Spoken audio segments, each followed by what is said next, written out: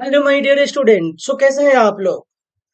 उम्मीद करते हैं कि आप बहुत ही अच्छे होंगे और आप अपने स्टडी को बहुत ही मजेदार वे में कर रहे होंगे। और बहुत मजेदार वे में कर रहे होंगे तो ये चैनल आपको काफी हेल्प भी हो रहा होगा। जैसा कि दोस्तों आपको पता है कि हम लोग अपने इस चैनल पे सीटेट के 3 क्लासेस फिलहाल तो कंटिन्यू चल रही है, जिसमें आपका एक क्लास जो कि सीडीपी है और सीडीपी है, और दूसरा क्लास जो है बच्चों मैथमेटिक्स है, और तीसरा क्लास जो है साइंस है। तो देखो, ये 3 क्लासेस जो है हम लोग कंटिन्यू कंटिन्यू आपके लिए लाए हुए हैं और बड़े ही मजेदार वे में कर रहे हैं। जैसा कि दोस्तों आपको पता है ये कि इससे पहले आप देखे हैं वीडियो तो आपको पता चला होगा कि हम लोग कितने मजेदार वे में पढ़ रहे हैं, है ना। और जब मजेदार वे में पढ़ ही रहे हैं तो आज का जो टॉपिक है ये और भी मजेदार होने वाला है, क्योंकि आज जो हम लोग थ्योरी पढ़ने वाले हैं, ये जो थ्योरी है वह है ना हार्वर्ड गार्डन का सिद्धांत है। और जैसे कि अगर आप बुद्धि के बारे में पढ़ रहे हो और इनके बुद्धि के बारे में अगर हम नहीं जान रहे हो तो फिर हमें पढ़ना ही बेकार है। बेकार इस संदर्भ में कि आप अगर हार्वर्ड गार्डन के थ्योरी को नहीं समझे तो आपका सीटेट में 1 से 2 नंबर छूटने वाला है डेफिनेटली, पेपर 1 का हो या पेपर 2 का हो। बेसिकली बच्चों हमारा जो हिट है वो पेपर 2 ही है, लेकिन सीडीपी में ऐसा कोई डिस्ट्रीब्यूशन नहीं है कि कौन सा पेपर 1 के लिए है और कौन सा पेपर 2 के लिए है।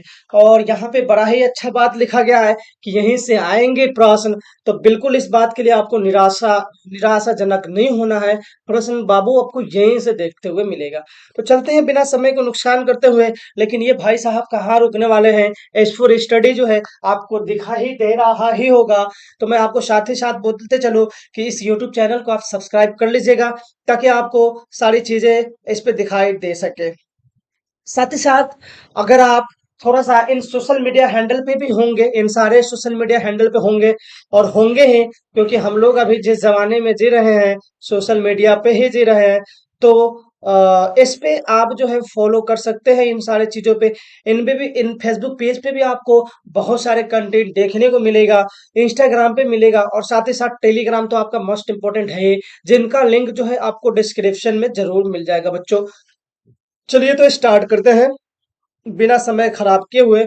जैसा कि हमने आपको पहले ही बताया है कि ये जो सिद्धांत है ये हार्वर्ड गार्डनर का बहुबुद्धि सिद्धांत है। इसमें मल्टीपल इंटेलिजेंस के नाम से जाना जाता है, क्योंकि ये भाई साहब जो थे पूरे बुद्धि सिद्धांत को खोल के रख दिया, निचोड़ के रख दिया। जैसा कि आप इनका फोटो भी यहाँ पे देख पा रहे होंगे, यहाँ पे हमने इनका एक फोटो भी लगवा दिया है ताकि हम इनको याद रख सके। चलिए थोड़ा सा हम लोग देखते हैं बच्चों इसके बारे में। बोलते थे कि यह थ्योरी इस बात पर जोर देती है कि बुद्धि की अलग अलग दशाएं होती है। हार्वर्ड गार्डनर जी ने बेसिकली क्या किया, तो अपना जो सिद्धांत दिया मल्टीपल इंटेलिजेंस का, उसमें जो है इन्होंने बुद्धि को अलग अलग फॉर्म में दर्शाया है ना। तो हर लोगों की तरह इनको भी बताना पड़ेगा कि भाई आपने जो बुद्धि का कैटेगराइज किया है, जो अलग अलग बुद्धि को दिया है, जो सिद्धांत आप देने वाले हो लोगों को, जो हमारे बच्चे पढ़ने वाले हैं साइकोलॉजी में, तो क्या इसके बारे में आपको बताना भी पड़ेगा। तो इन्होंने भी कहा ठीक है भाई ले ले, तो मैं समझा देता हूँ अच्छे से कि बुद्धि को किस किस कैटेगरी में डाला जा सकता है। तो सबसे पहले इन्होंने बताया कि जो बुद्धि होगा भाई साहब वो शाब्दिक भाषाई बुद्धि होगा। कौन सा बुद्धि? पहला पर्सन वो जिसके अंदर वर्बल लिसनिंग जो है वह इंटेलिजेंस छुपा हुआ है ना।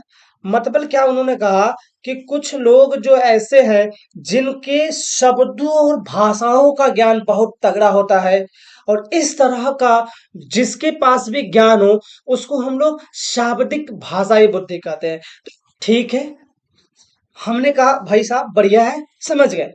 फिर हमारे अंदर एक जिज्ञासा उठी कि अच्छा इनके अंतर्गत आप वो किन लोगों को रख सकते हैं। तो उन्होंने बड़ा ही स्पष्ट वे में कहा कि देखो बेटे, इसके अंदर मैं वकील को, कवि को, पत्रकार और भी कुछ एक्सेट्रा एक्सेट्रा है, जैसे आप टीचर को भी थोड़ा शामिल कर सकते हो, क्योंकि हमारे भी भाषाओं पे काफी भाषाई बुद्धि होती है, जिसके कारण हम आपको आके यहाँ पे लेक्चर प्रोवाइड कराते हैं। लेकिन इनका जो मेन था वो वकील, कवि और पत्रकार को मद्देनजर रखते हुए।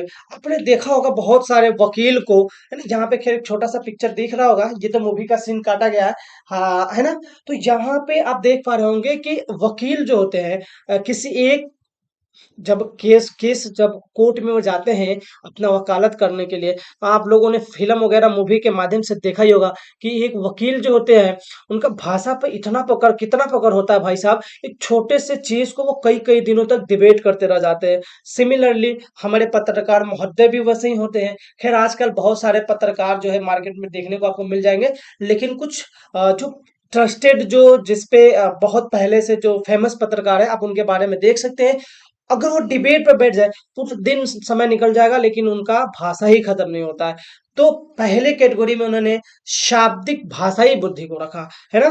तो ये हुआ हार्वर्ड गार्डन के बहुबुद्धि सिद्धांत। बेसिकली उन्होंने 8 दिया था, लेकिन थोड़ा सा और इसमें एक दो इंक्लूड कर सकते हो, मतलब 8-10 सिद्धांत को इन्होंने बताया था, है ना। दूसरा होता है तार्किक गणितीय बुद्धि, लॉजिकल मैथमेटिकल इंटेलिजेंस। इसमें तार्किक योग्यता, मैथ कैलकुलेशन अधिक होती है ना। और जिन व्यक्तियों में इनका विकास अधिक होता है वह अकाउंटेंट, बैंकर, साइंटिस्ट इत्यादि बनते हैं ना। तो सौभाग्यवश बोल दो या दुर्भाग्यवश बोल दो, हम इसमें भी फिट आ जाते हैं।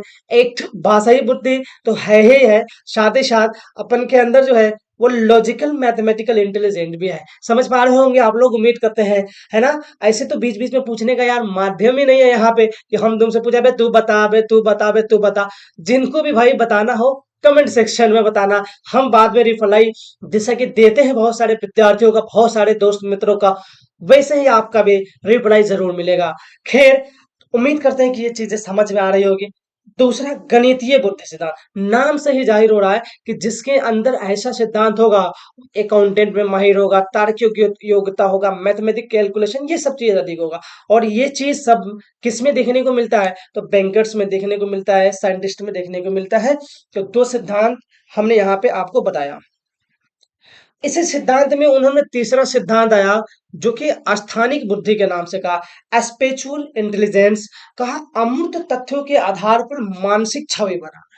अमूर्त कहने का मतलब क्या होता है? अमूर्त का मतलब जो पता नहीं हो अपने को, जिसके बारे में हम चिंतित, सोच के चिंतन, अभी चिंतन आगे पढ़ेंगे तो देखेंगे, जिसके बारे में हम सोच रहे हैं। जैसे मान लो कि हम कैटरीना कैफे का फिगर सोच रहे हैं अपने दिमाग में, कैटरीना कैफे कैसे होती है, जिसको हमने कभी देखा हो, तो उसको सोच सोच के कैटरीना कैफे का फोटो बनाना हो, है ना।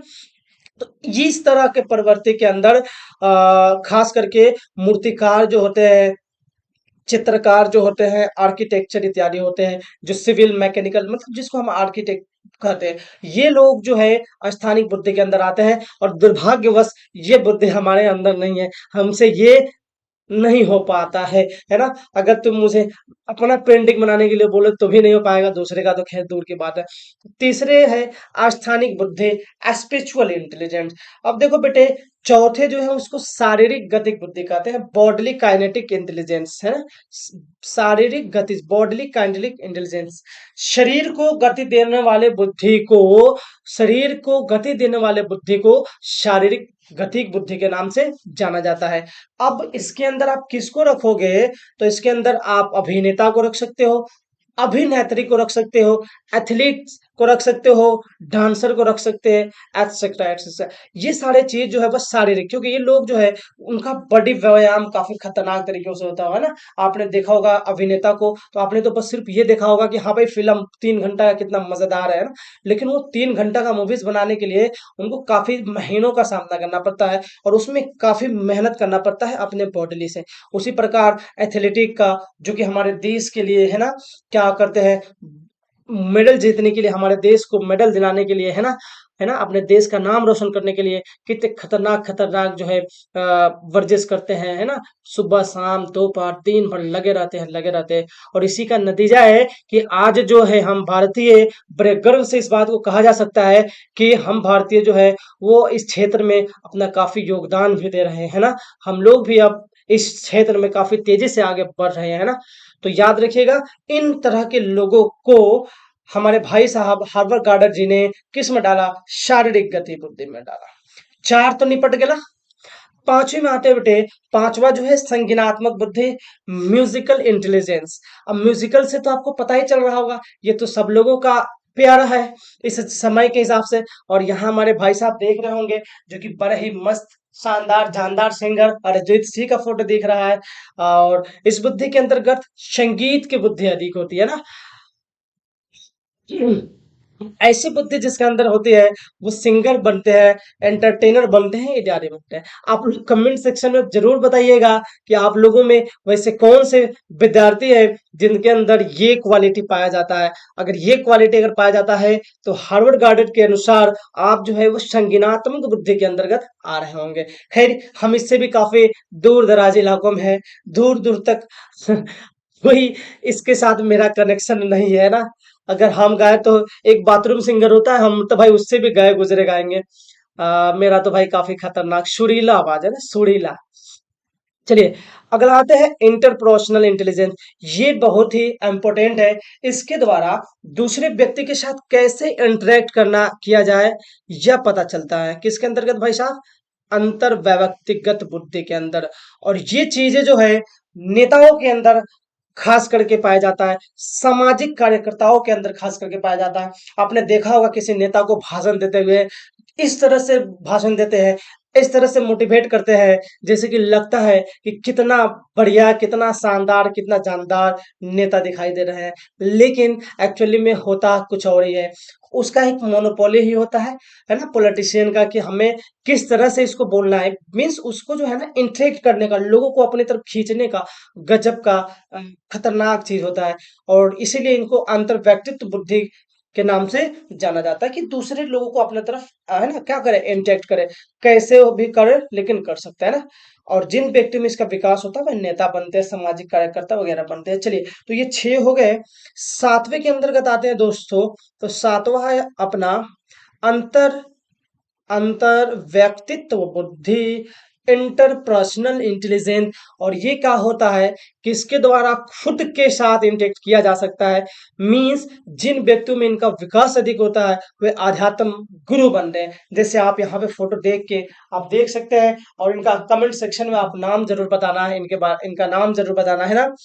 ये वैसे बुद्धि होते हैं जिसके अंतर्गत खुद के अंदर इंटेक्ट किया जाता है। मीन्स ऐसे मतलब अंतर व्यक्तिगत बुद्धि के अंदर वैसे व्यक्ति खास करके आते हैं जो अपने अंदर झांकते हैं, अपने आप को समझने का कोशिश करते हैं, और ऐसे को ही आध्यात्म गुरु कहा जाता है। जैसे आज के समय में हम एक बड़े ही अच्छे मोटिवेटेड कह लो या आध्यात्म गुरु कह लो, जिनका आप देख सकते हो यूट्यूब पे भी चैनल है आचार्य प्रशांत के नाम से। मैं उनको बहुत पहले से जानता हूँ, जब उनका यूट्यूब पे 1 मिलियन के आसपास सब्सक्राइबर था, तब से मैं उनको जानता हूँ। और आज तो उनका बहुत सारे 20 मिलियन 22 मिलियन के अप्रोक्सीमेट हो गया जब हम ये वीडियो शूट कर रहे हैं।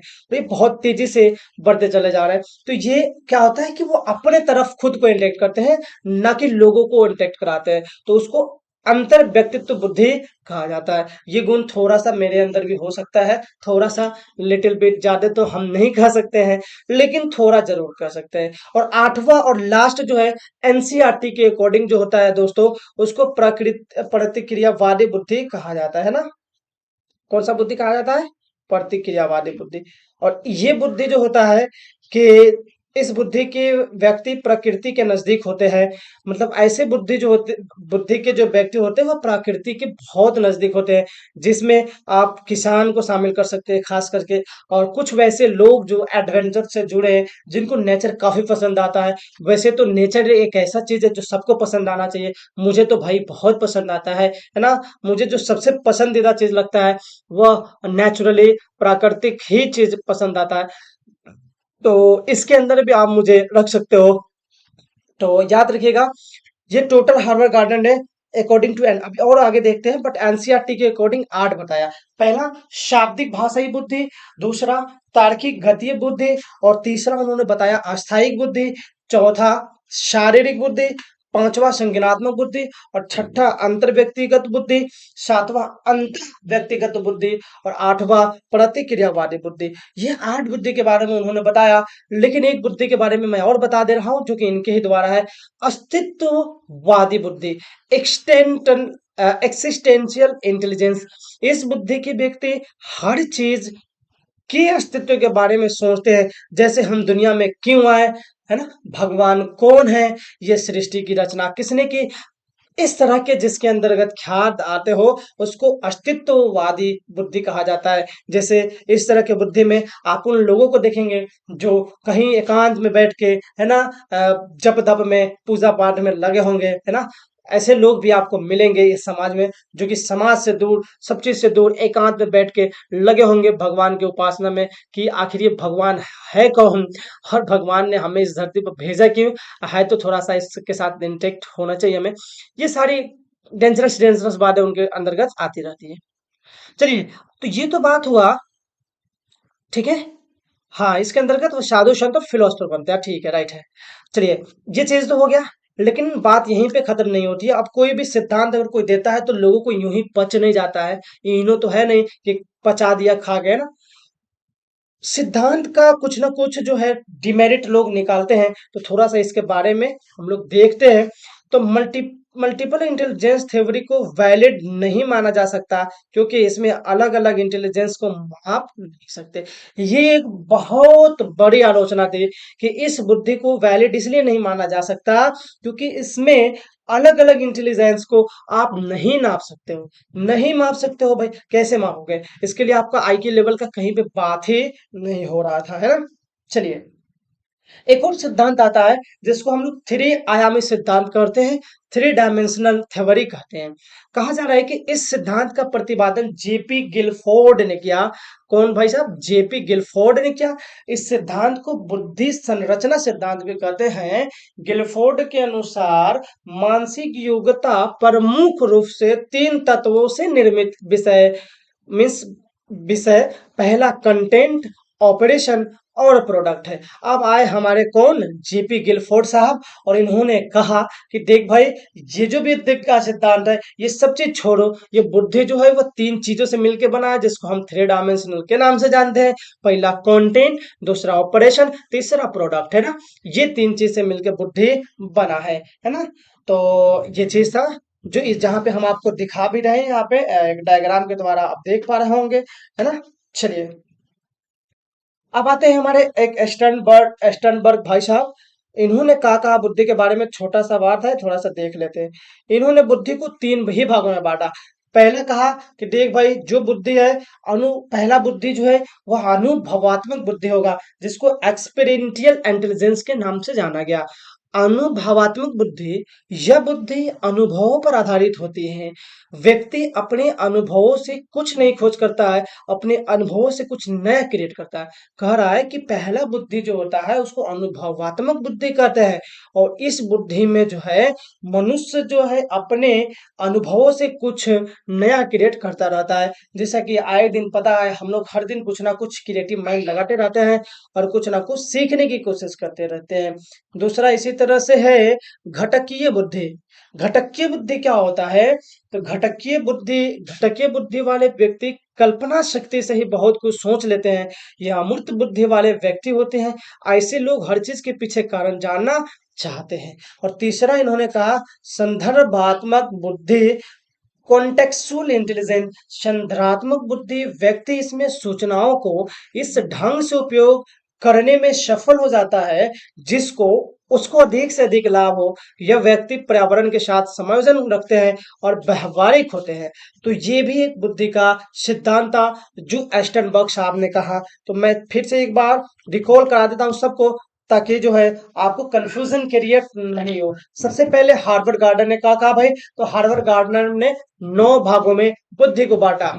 सबसे पहला बुद्धि को नाम उन्होंने दिया साप्ताहिक भाषाई बुद्धि, जिसके अंतर्गत उन्होंने वकील को रखा, पत्रकार को रखा और कवि को रखा। फिर उन्होंने एक बुद्धि दिया जिसका नाम रखा तार्किक गणितीय बुद्धि, जिसके अंदर इन्होंने साइंटिस्ट, बैंकर, अकाउंटेंट को रखा। और तीसरा इन्होंने अस्थानिक बुद्धि का नाम दिया, जिसके अंतर्गत वे मूर्तिकार, चित्रकार, आर्किटेक्ट को रखा। चौथे जो है उसको शारीरिक गतिज बुद्धि का नाम दिया, जिसके अंतर्गत एथलीट, डांसर, अभिनेता वगैरह को रखा। फिर उन्होंने सातवां जो है वह संज्ञानात्मक बुद्धि का नाम दिया और इसके अंतर्गत सिंगर, एंटरटेनर इत्यादि को रखा। सिक्स जो था अंत अंत व्यक्तित्व बुद्धि का नाम दिया इन्होंने और इसके अंतर्गत समाज सेवक, है ना, कार्यकर्ता, खास करके नेताओं को रखा। फिर आता है अंतर व्यक्तित्व बुद्धि, जिससे मनुष्य खुद के अंदर की चीजों को झांकता है। और आठवां इन्होंने बताया प्रतिक्रियावादी बुद्धि, जो नेचर के साथ प्रेम करता हो। नौवां जो है इसमें उन्होंने अस्तित्ववादी बुद्धि रखा, जिसने हर चीज के अस्तित्व के पीछे, जो नेचुरली चीज है उसके पीछे लगे रहते हैं कि आखिर ये कैसे हुआ, और इस चीजों के लेकर रखा रहता है। और छोटा सा इनका आलोचना भी हुआ था। खैर इनके बाद जो है वह एक थ्री डायमेंशनल थ्योरी लेकर जेपी गिलफोर्ड साहब आए और इन्होंने बुद्धि के बारे में कहा कि बुद्धि जो है बेसिकली वह तीन ही चीजों से निर्मित है। पहला कंटेंट, दूसरा ऑपरेशन और तीसरा इन्होंने कहा प्रोडक्ट, है ना। फिर आते हैं हमारे अस्टनबर्ग साहब और फिर उन्होंने बोला कि बुद्धि भाई साहब तीन चीज है, तीन कैटेगरी में बांटा इन्होंने। अनुभवात्मक बुद्धि, घटकीय बुद्धि, संदर्भात्मक बुद्धि। और फिर यहीं से हमारा बुद्धि का जो है वह चैप्टर जो है वो दो पोर्शन में समाप्त हो गया। अब बेटे हम क्या करने वाले हैं कि बुद्धि से रिलेटेड जो कोई भी क्वेश्चन पिछले कुछ ईयर में पूछा है, तो अगला क्लास जो है उससे रिलेटेड हम लोग इसमें क्वेश्चन देंगे और बहुत सारे क्वेश्चन का प्रैक्टिस कराएंगे। फिर जाके नेक्स्ट किसी टॉपिक को हम लोग स्टार्ट करेंगे। तब तक के लिए आप वीडियो को देखिए, लाइक, सब्सक्राइब और शेयर कीजिए, ताकि आपके साथ साथ मुझे भी मोटिवेशन मिल सके और हम अपने वीडियो को कंटिन्यू बना सके। तब तक के लिए वीडियो को देखिए। Thanks for watching. जय हिंद, जय भारत।